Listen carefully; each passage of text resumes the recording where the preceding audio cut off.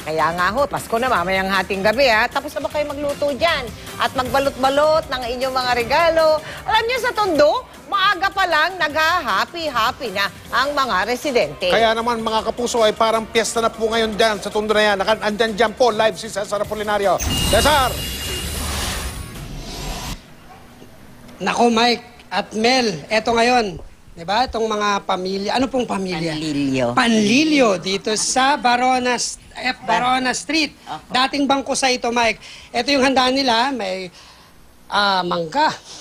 Mangga talaga agad nakita ko. Ito, ano to? Hipon, manok, metsado ba yan? Menudo, pansit, syempre. At alam mo, Mike, kanina, nung nag-ikot-ikot ako rito sa Tondo, no? May mga nakausap akong mga ina ng tahanan dahil dito sa mga kabahayan dito, nako, lahat ng mga magulang, lahat ng nanay nagluluto na.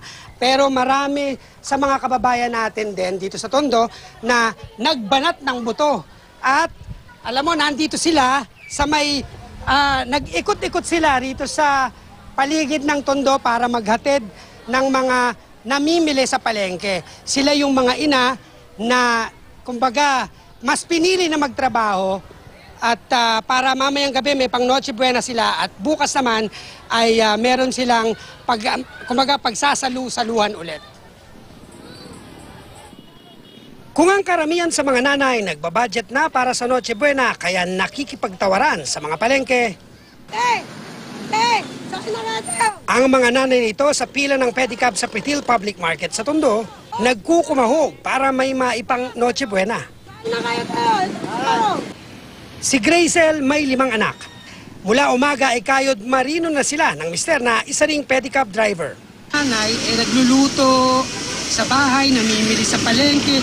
Pero ikaw hindi ka ba naiingit sa kanila? Hindi naman po kasi nandyan kasama ko naman po yung mga anak ko dyan. Wow naman. Mas maganda sama-sama, di ba? Wala raw kuryente sa kanilang bahay kaya imbis na sa hapagkainan magsalo-salo sa malawak na kalye nila sasalubungin ang Pasko. Ang Pasko daw para sa mga bata, may 5 anak ka, eh di kikita sila bukas. Opo. Paano yun? Hindi yung panganay ko, yung malalaking anak ko, pagka may pamasko sila, sa kanila lang yun. Yung maliliit. Hindi kinukuha ni Mami. Hindi, kasi pag may gusto silang bilhin, hindi nila mabibili. Kahit sandaan lang po, makakabili na po ako ng tinapay, prutas, ganyan. Pamorningan naman daw ang mga batang ito sa mga kalye sa Tondo.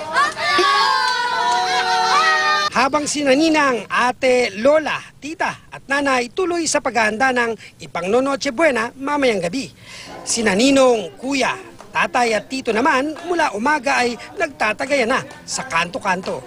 Tradisyon na ng mga Pilipino yan. Kailangan talagang merong konting handa sa mesa. Kung may kantahan sa video kaya habang tumatagay,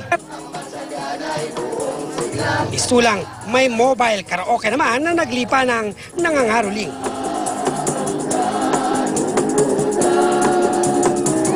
At ang mga nag-iikot na banda na di nagpapigil kahit umuulan. Ayan, di ba ang kulay-kulay ng bahay na pinasukan ko kanina, nakikain na ako kanina, Mel at Mike, at kasama ko ngayon tong mga batang Tondo na, ayun na, hindi na ako makakapag-extra dahil ang kukulit ng mga bata na to. Merry Christmas sa inyong lahat dyan! Merry Christmas, Cesar, at sa lahat